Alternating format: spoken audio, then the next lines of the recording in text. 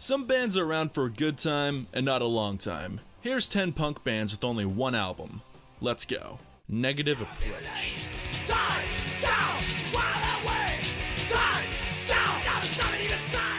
Starting this list off strong with one of the most underrated hardcore punk bands. This band from Detroit, Michigan had one purpose, and one purpose only, and that's to fuck your shit right up. They may be the most vicious and visceral band in all of hardcore punk, at least of its early era. I mean, just listen to John Brannon's voice. It's outright terrifying.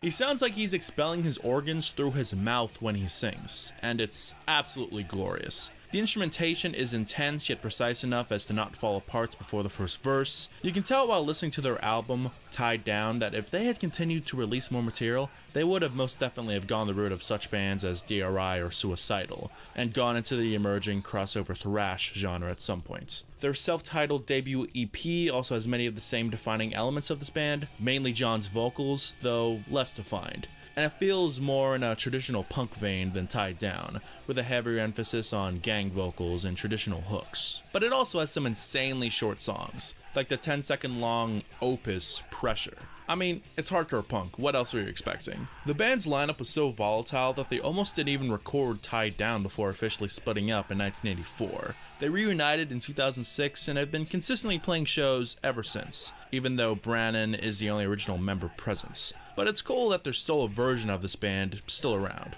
Minor Threats.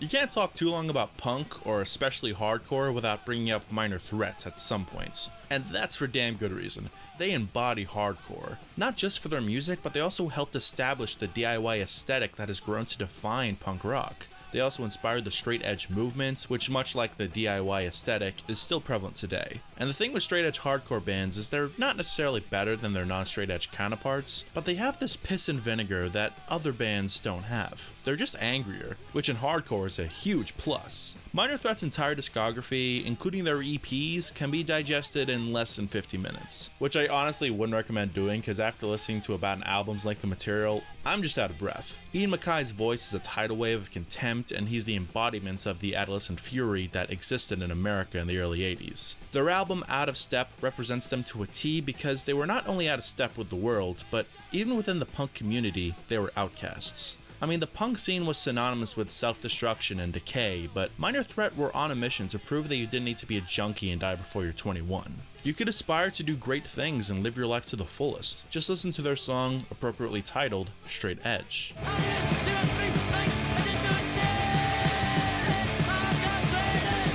They were one of the first prominent punk bands to truly stand for something bigger than themselves, and they weren't about wallowing in their own excess and degeneracy, and that's a beautiful thing. And their story didn't really end there, as Mackay went on to form Fugazi with the frontman of another band we'll see on this list, and bassist and guitarist Brian Baker went on to form Dag Nasty and join Bad Religion. Boxcar Racer.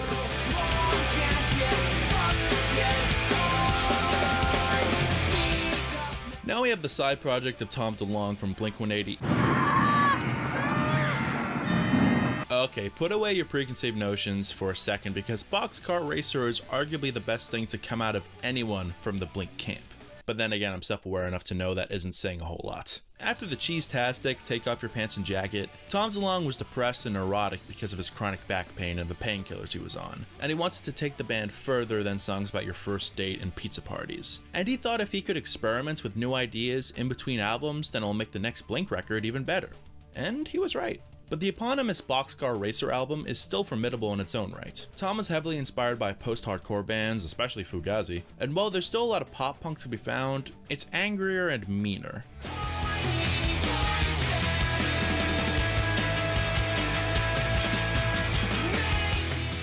Sure, no one's gonna confuse it for brand new, but for the guy who wrote all the small things, it's impressive how far he took his songwriting in such a short span of time. And it's not like he lost his signature sense of humor either. I got no dick!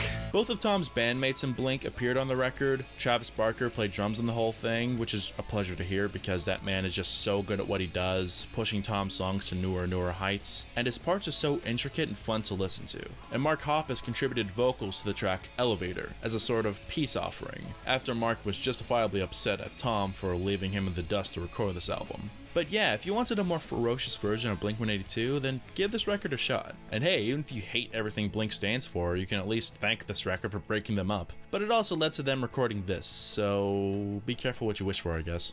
Hey guys, I'm an idiot. I originally put a band on this list who actually has more than one album. I'll have some text on screen kind of explaining the nitty-gritty of the situation. So I added a new band in their place. Please excuse my autism, that's all I can say. XTRMST.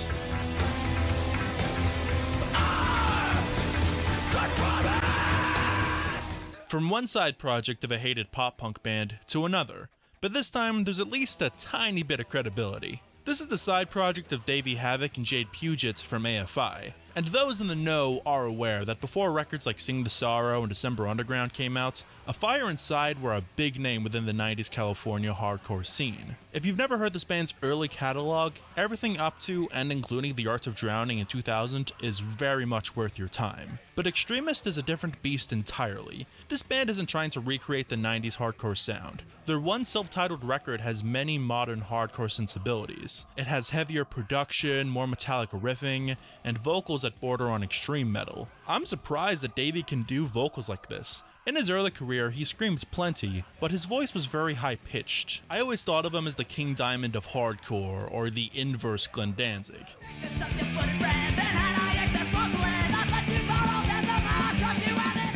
But XTRMST showcases Davey Havok unleashing a voice I have never heard him use before or since.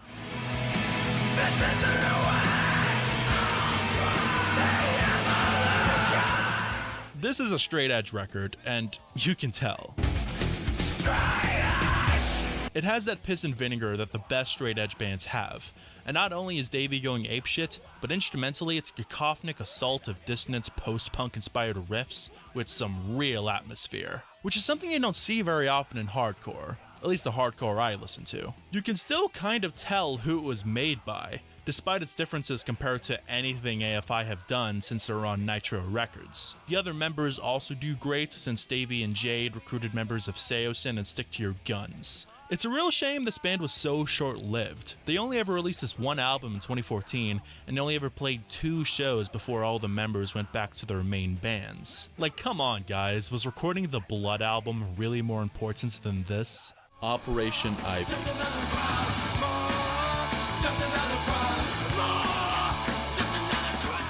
This is a band you can blame for all the insufferable ska punk bands to come since. They are to ska punk what the Violent Femmes are to folk punk. But don't let the lameness of their genre's later era deter you from checking out Op Ivy's outputs. Their at the time unique mix of hardcore and ska made them such a vital part of the California Gilman punk scene. A huge influence to the pop punk bands who would blow up in the 90s, mainly Green Day, who still cover their song Knowledge all these years later live. Even though their ska elements are quite lighthearted sounding, especially on a song like Bad Town,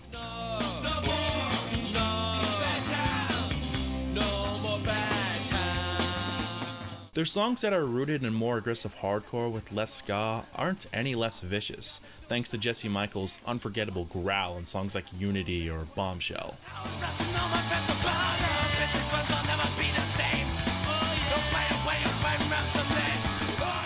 And Tim Armstrong, or as he was known back then, Lint, had these wispy backing vocals that really complemented Jesse's in a really cool way. This band also has one of the best rhythm sections in all of punk. Bassist Matt McCall and drummer Dave Mello are just as important as Jesse and Tim if you ask me. These songs are so bouncy and rhythmic thanks to them. Also, this band was incredibly political, which was the style at the time, with songs attacking the Nazi skinheads infesting the scene at the time, the supposed American dream, and several other things. It's no surprise Jesse Michaels went on to become an author given how good these lyrics are. And they were incredibly strict to their convictions. When they started selling a lot of tickets to shows, they were offered a major label deal from EMI, but they instead decided to break up at what was supposed to be the record release party for their solitary album, Energy. They could have easily just taken Green Day's place as the mainstream faces of 90s punk rock, but maybe it's for the best they got out of Dodge when they did. The Heartbreakers.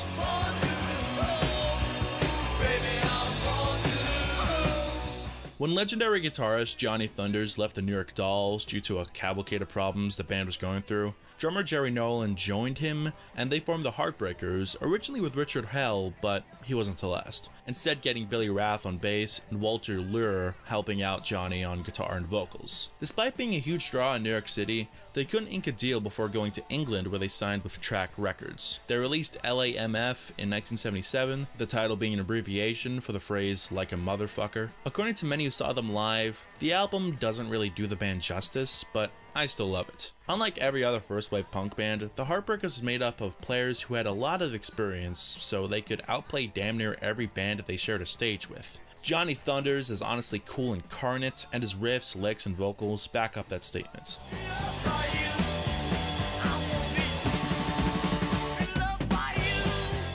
Thunders never considered anything he did to be punk. It was all rock and roll to him, and that was the ethos. They weren't trying to do anything new. You can make the argument that the Heartbreakers were like the New York Dolls 2.0, maybe with just a bit more aggression since Walter and Johnny sang songs nowhere near as flamboyantly as David Johansen. Their main attribute was the fact that they were constantly wasted. I'm honestly surprised it took until the 90s for a member of this band to start dropping off. The songs are dripping with a kind of upbeat nihilism, with songs like Born to Lose or All By Myself, to songs about the heroin that was consuming the band, with songs like One Track Mind or Chinese Rocks written by Richard Hell and Dee Dee Ramone, and even fantastic ballads like I Love You and It's Not Enough. This band was just the coolest. What else can I say? They also beat Tom Petty to the name by about a year, and I found that kind of funny. Gorilla Biscuits.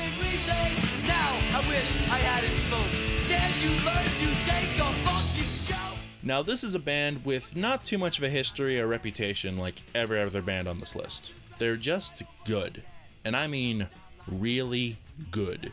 You can easily make a case that their album, Start Today, is the greatest hardcore punk record ever. At the very least top 5. There's a sense of scale here. In the opening track there's trumpets almost introducing the band like royalty. Yes, trumpets on a hardcore record. There's also harmonica on the title track, a merry whistle on the song Competition, as well as some reverb and dare I say it's atmosphere on that track, as well as a few others.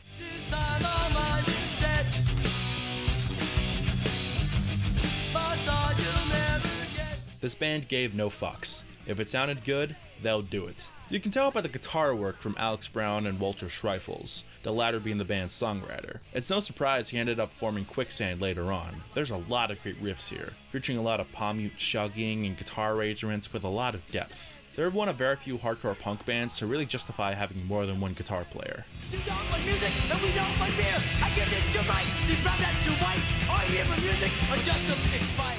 Anthony Civarelli was a great vehicle for Walter's songs. He had a mean bark as any good hardcore singer does, but he could also really sing these tracks and put a lot of emotion behind the words, as if he wrote them himself. Not to mention, this is maybe the best produced hardcore punk album I've ever heard. Even most of the best records from this era are generally very rough around the edges, and I like him that way, don't get me wrong. But Start Today is a laser precise 24 minutes, and you gotta give them credit for never leaving a single instrument lost in the mix. Even the harmonica, whistles, and reverb, which can easily destroy a mix if you're not careful. There's not much else to say, this is just a masterfully crafted album, and their debut EP ain't bad either.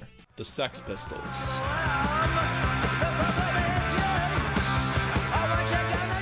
I'm sure you all saw this one coming, but I can't just not talk about the Sex Pistols here. They were a band who helped define punk rock in the mainstream more than maybe any other band. And a lot of it was the fashion and things that you can credit Malcolm McLaren for, but just as much, if not more, was John and Steve swearing on the Grundy program, Sid Vicious hitting people over the head with his bass, and the songs. Nothing else would matter if it wasn't for the songs. You have Steve Jones, who was very new to the instrument, carrying a level of rebellion in his riffs. John Lydon's lyrics were as cutting and sharp as his voice was, but it worked. If they had a singer like Joe Strummer or Pete Shelley, it wouldn't work as well. His voice was that of every young person in England without a hope in the world. There's so much anger there because he was speaking for more than just himself.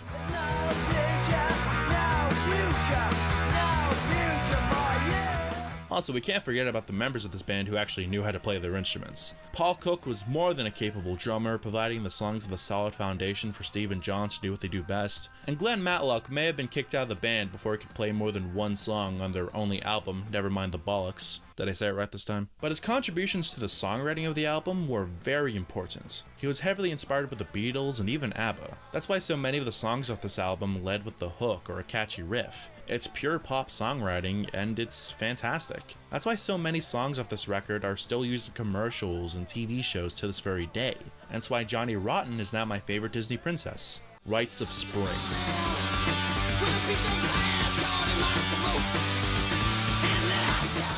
This band is widely known by every music nerd worth their salt as the first ever emo band. And while they're indisputably important to that genre's formation, I think it's a bit of a stretch to call them emo outright. It's melodic hardcore, not too dissimilar from bands like Bad Religion, Descendants, or Dag Nasty. The main difference is the fact that Rites of Spring had introspective and emotional lyrics, but lyrics don't really dictate genre. The band themselves hated the label being thrown at them, with Guy Picciotto saying years later, "I've never recognized emo as a genre of music. The reason I think it's so stupid is that, like, the Bad Brains weren't emotional. Were they robots or something? It just doesn't make any sense to me." Though there's a few songs that have post-punk vibes and atmosphere, which combined with Picciotto's reflective words and pained vocals, you can see where later bands took what Rites of Spring was doing and ran with it.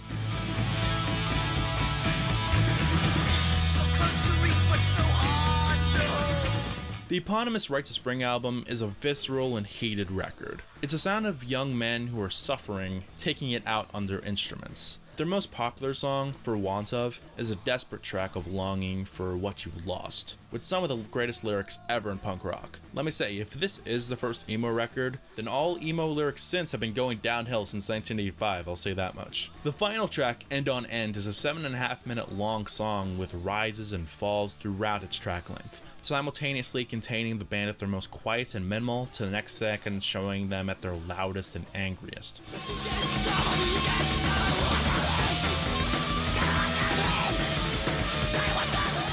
Long story short, if you need a band to cry and mosh to, then these guys have you covered. Also, Guy Picciotto went on to perform Fugazi with Ian MacKaye. I added this in post, I forgot to put it in the script, I'm very sorry. The Germs.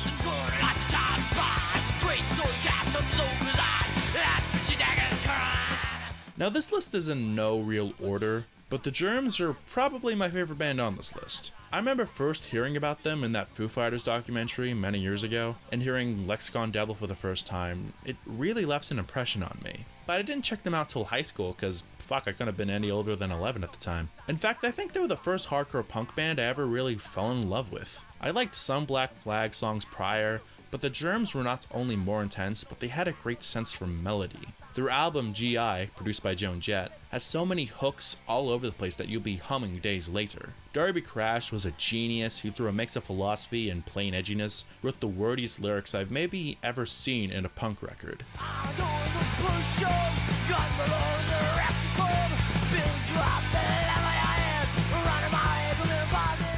It's kind of a shame you can't tell what he's saying most of the time because he's screaming through that drawl that he's so famous for the whole time. But I also love his voice, so I can live with it. Don Bull's drums are cutthroat and give these songs a catchy tempo. Pat Smear's guitars are a thrashing mass, and listening to the record, you just wonder what the hell he's doing in the Foo Fighters nowadays, other than collecting a paycheck. Probably hit lots of girls in the face. I don't like girls very much. Lorna Doom's bass is really prominent in the mix, which I'm happy about because she was really underrated. She was always in the pocket and complemented both Dawn and Pat perfectly. She had such a round but perky tone that gave the riff such a strength. I mean, just listen to Manimal.